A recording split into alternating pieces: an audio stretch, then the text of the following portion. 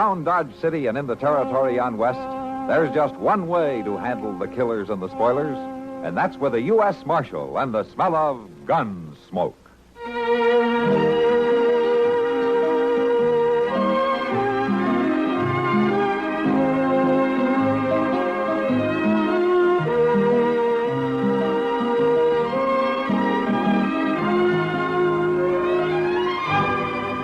Gunsmoke, starring William Conrad, the story of the violence that moved west with young America, and the story of a man who moved with it.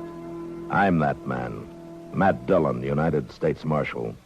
The first man they look for and the last they want to meet. It's a chancy job, and it makes a man watchful and a little lonely.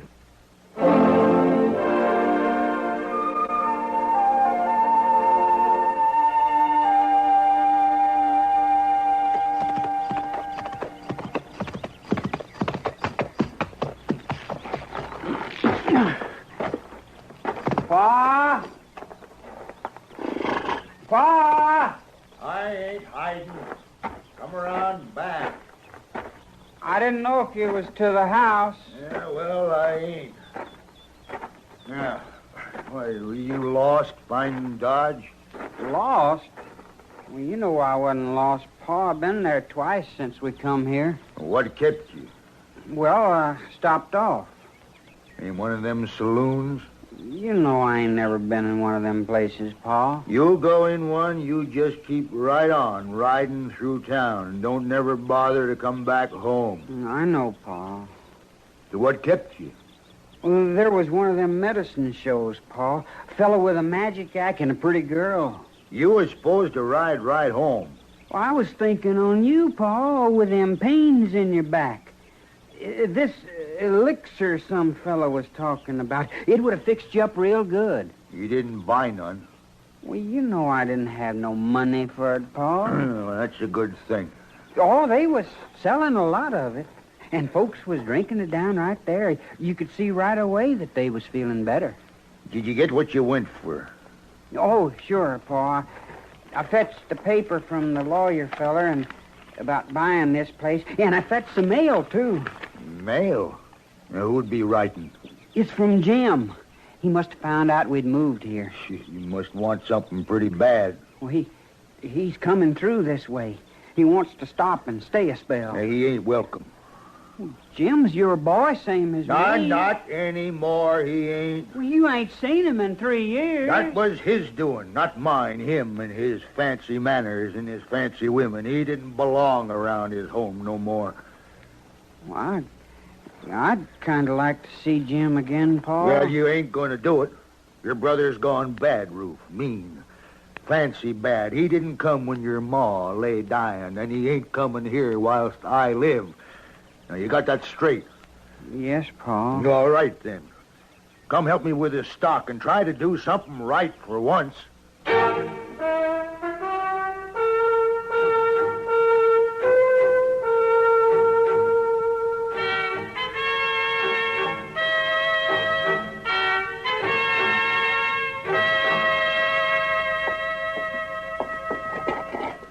Plenty more coffee, Sheriff, if you'd like another cup of it. Oh, this'll do nicely, thank you, Chester. Wouldn't be no trouble. It's all hot and everything. No, thanks. Hello, Blair. Sorry to keep you waiting. Matt? I've been extending to him the courtesies of your office, Mr. Dillon. You've been what? Give me some coffee. I don't know if that was a courtesy or not. How's that? It's all right, Chester. Matter of fact, I'll have some myself. Well, sure. Something on your mind, Blair, besides that cup of coffee? Yeah, Matt, there is. I'm after a man I'd like you to keep a lookout for. I think he may pass through here on his way from Texas. Oh? Name's Waddell. Jim Waddell. Here's your coffee, Mr. Dillon. Oh, thanks, Chester. What's he done? Just about everything, but I want him for murder. You got a circular on him? No, there isn't one out yet. Uh-huh. What does he look like? He doesn't look like the kind who gets in trouble.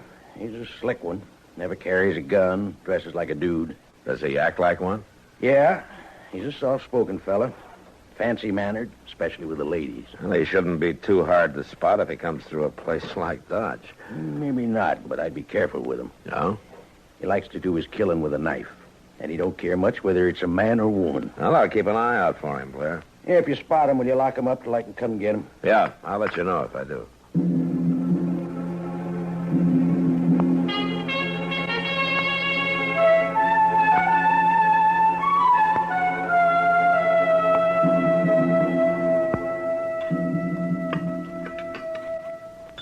Oh, just look at that. Look at what? The plate full of leftovers they serve you for stew. I don't know, Kitty. Tastes pretty good to me. Everything tastes good to you. Well, food's food, you know. That's the trouble with this town. What, the food? The food and everything in it, including the people. Ah. Somebody been giving you trouble? Oh, no. It isn't anybody in particular. It's just everybody. That's taking in a lot of territory, isn't it? Sometimes I think if I see another drunken cowboy, I'll scream. Your saloon makes a lot of money off of drunken cowboys, Kitty. Yeah, but I don't have to like it. Maybe not. There are a lot of other people in town. Yeah. They're either blown dry by the prairie or trying so hard to scrabble for money they never look up. You're in a mood for fare, aren't you? Yeah, I guess I am. Sometimes I just get sick of it all. Well, I sort of admit that Dodge isn't the prettiest place I've ever seen. Well, the people aren't very pretty either. Oh, come on, Kitty. Have some more coffee. It'll make you feel better. No, thanks. You have some. I think I'll go on. You sure? Yeah, sure. You want me to come along with you? No, thanks. I'll go on alone. See you later. All right, Kitty. Thanks for the dinner.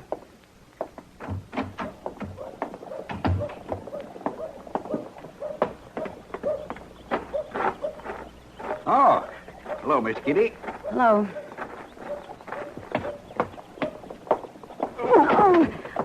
Beg your pardon. You could at least look where you're going. Did I hurt you, ma'am? Oh, no, you didn't hurt me. I certainly am relieved to hear that. My purse. I'll get it. Here you are, ma'am. And if there's any damage, I'll be glad to buy you a new one. Well, no, it isn't really hurt. You be sure now. It was right clumsy of me bumping into a lady like that. Well, it could happen to anyone. You're new in Dodge, aren't you? Why, yes, ma'am. Jack Norman, at your service. Well, I don't know where you came from, Mr. Norman, but you sure don't act like the men around this town. They'd bump into you without even noticing. I find it hard to believe anyone wouldn't notice you, ma'am. No, sir, Mr. Norman. You don't act like anybody I know.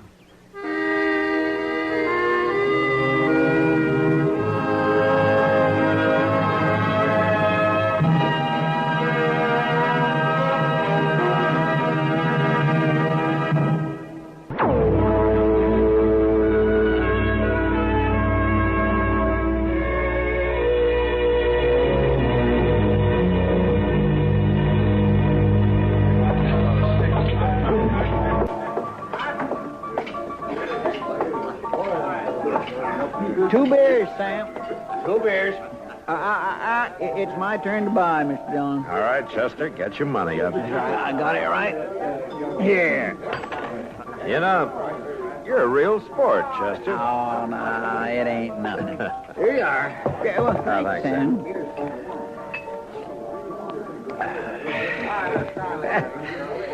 Well, I declare, Mr. Dillon, on a hot day, a glass of beer tastes almost as good as a cup of my coffee. Yeah.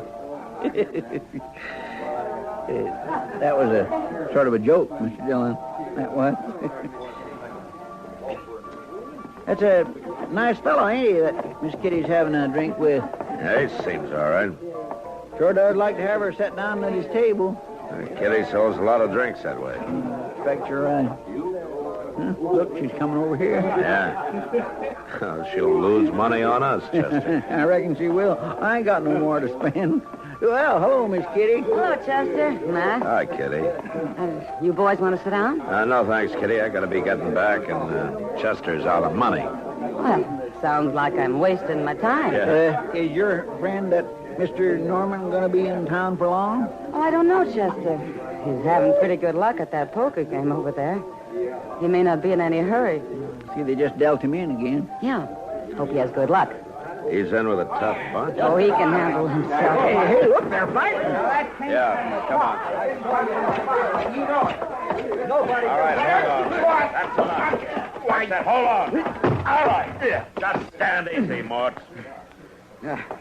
I ain't the one to grab hold of, Marshal. He's the one that pulled the knife. Norman? Yes, sir. He sure did. All right, what about that, Norman? Man has to protect his interests, Marshal. It was a crooked deal. There's nothing dirtier than a knife fighter. I'll take your knife. It won't be necessary, Marshal. I won't hurt him. I said I'll take the knife. I don't think... Now. Yeah, that's better. Now, do you always carry a knife, Norman? I don't like guns, Marshal Dillon. I see. You been in Texas lately? Yes, I have. I'm on my way from there now. Now, where are you headed? Well, I haven't made up my mind. Just sort of going from town to town, taking it as it comes. With your knife handy, huh? Well, now, Marshal, a man has to protect himself. Have you ever killed anybody with that knife? It was necessary once, Marshal. Like I said, a man needs protection. Yeah. Well, so does the law. How's that? I'm going to lock you up for a couple of days. For getting into a fight? I didn't hurt anybody. Move.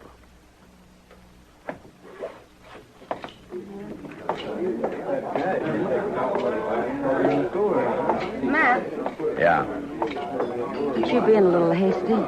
maybe, but I'm going to hold him until I hear from Blair. I don't think Jack's a killer. Well, I don't know whether he is or not yet. But I'm still going to lock him up. You've got no right to do this, Marshal. You can argue about that in jail. You're making a big mistake. If I am, I'm sure I'll hear about it. I'm sure you will, too. All right, come on, Chester. Let's get him out of here.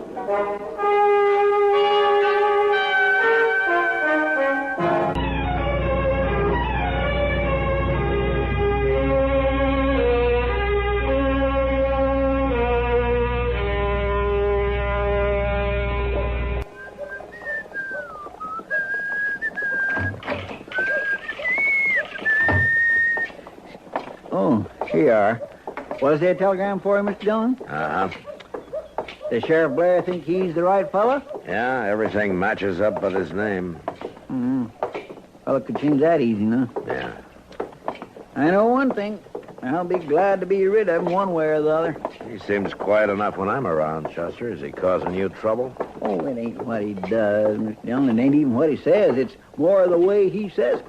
Yeah, he's a smooth talker, all right. More like a smart aleck, to my way of thinking. Matt, Hello, Kitty. Thanks, Kitty. did you find out anything about Jack Norman? Yeah, we, Mr. Dillon just got a telegraph about him. Sheriff claims he's the right one, all right. Well, it's about time he came and made certain, isn't it? Well, he can't start for a day or two. He's got something to tend to in Wichita. So Norman sits in jail while Sheriff Blair takes his time. Well, Kitty, there isn't anything I can do about it. Maybe not, but you had to arrest him in the first place. Yeah. Come on, Chester, before Kitty takes over my office. Sometimes I think I could do a better job of it. My. Well, man, she's kind of all fizzed up, ain't she? I mean about that fella Norman being put in jail. Chester, don't try to figure out women. Well, there's nothing wrong with your appetite, I can say that. Ask the marshal to step back here, will you? Well, now, Mr. Dillon is a busy man, tending to his job. And I'm part of his job. Go on, tell him I want to see him. Well, Mr. Dillon, Yeah, Chester. he wants to see you. I'll take the tray back. You got something to say to me? Yes, Marshal, I do. I think it's about time we were honest with each other. All right. I just want you to know I understand how you marshals have to operate. That's so. You hear about a crime, then you have to arrest somebody, anybody, to make a show of doing your job. That's the way you figure it, huh? That's the way it is. Well, I can see how you have to do these things, but don't you think it's about time to let me go now? No, I don't. You haven't got a shred of evidence against me. Matt. Oh, Matt. Back here, Doc. Oh. Matt, The Reed boy just rode into town for me. He says there's been a terrible ruckus out at the Waddell place. Waddell? Yeah, they're those new folks out west of town. The old man's been hurt bad. Stabbed, I understand. I thought maybe you'd want to ride out with me. Yeah, Doc, I do. Come on.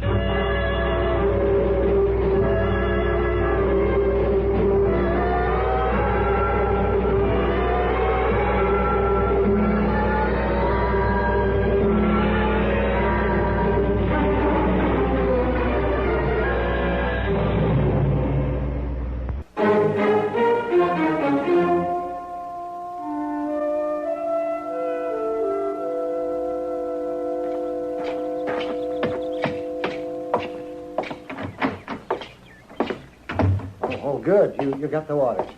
Pour some into that pan, will you, Matt? Yeah, sure, Doc.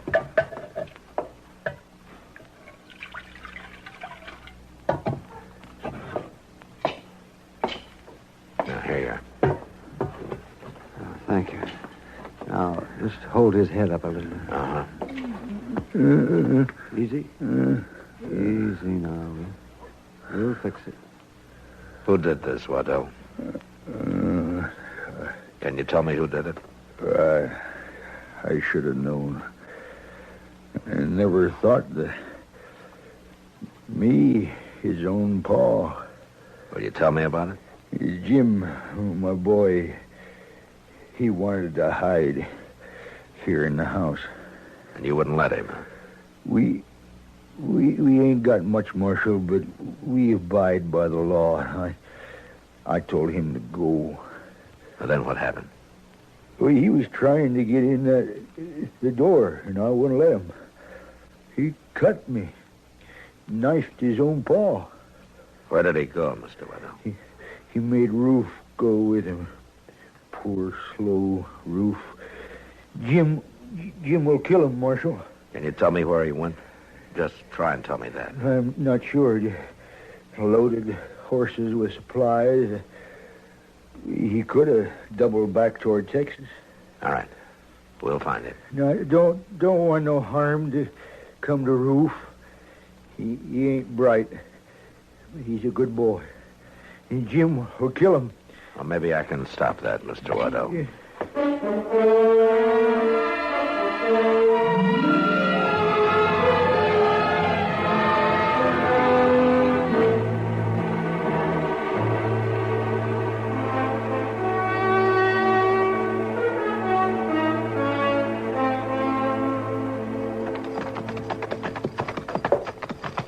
I swear I don't understand why this Jim took his brother along with him. You'd think he'd have finished him off long with his paw. Well, he figures to use him some way, Chester. Well, maybe, but you'd think that anyhow... Never mind, Chester. Just keep your eye on that shack up ahead. You figure they might be up there? They might be anywhere.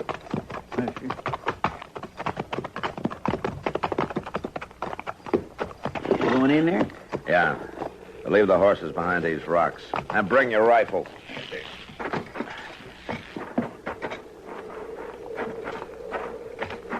I will head for the side. Get down.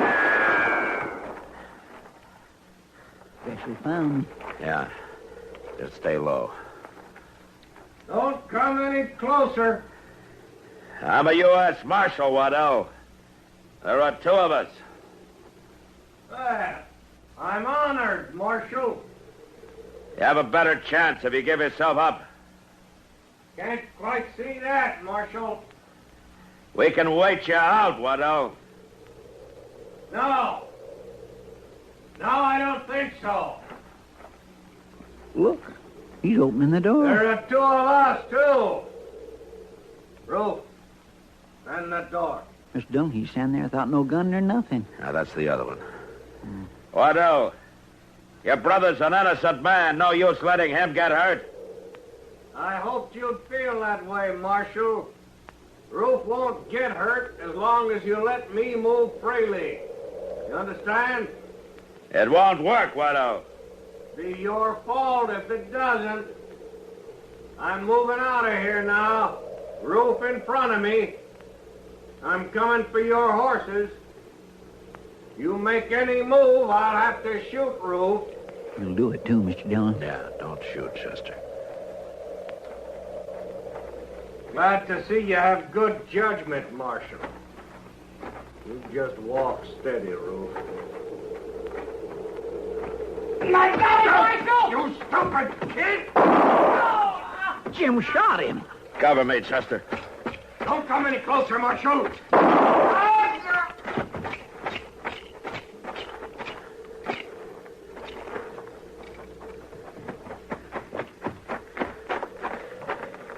Mr. Dillon?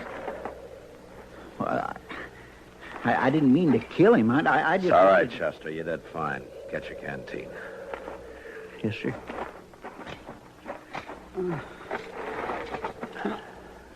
Roof, Jim, your brother's dead, Roof. We didn't have much choice. I know that, Marshal. Pa, how's Pa? He has a chance. You tell him. Tell him what? You tell him. I stopped him. Sure, Roof, sure. I had done much for Pa that he thought was right. But you tell him. You tell him I stopped Jim. No, that was right, Marshal, wasn't it? That was right, Roof. Will you tell Paul?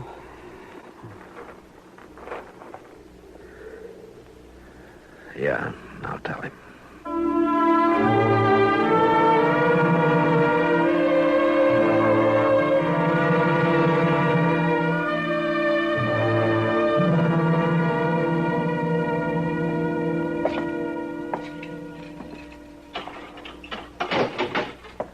All right, Norman, you can go.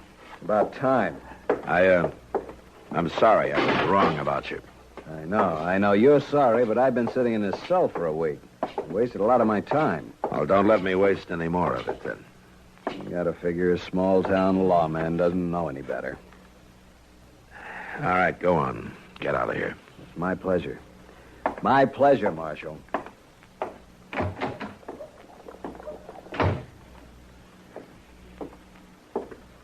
Doggone him, Mr. Dillon. He didn't have no right to talk to you like that. I don't know, Chester. I can't blame him too much. Yeah, but you... He was right about one thing. I locked up the wrong man. Well, maybe you did. But you got the right man, too, didn't you? Yeah, with his brother's help, I got him. People's a bunch of smart Alecks. They ain't got no notion what it takes to be a lawman. Tracking and trailing and risking life and limb for folks that don't appreciate it and half the time don't even deserve it. They make me sick, that's what they do. Doggone them. Mr. Dillon, I'd be proud to buy you a beer. Well, thank you, Chester. I'd like that. I like that a lot.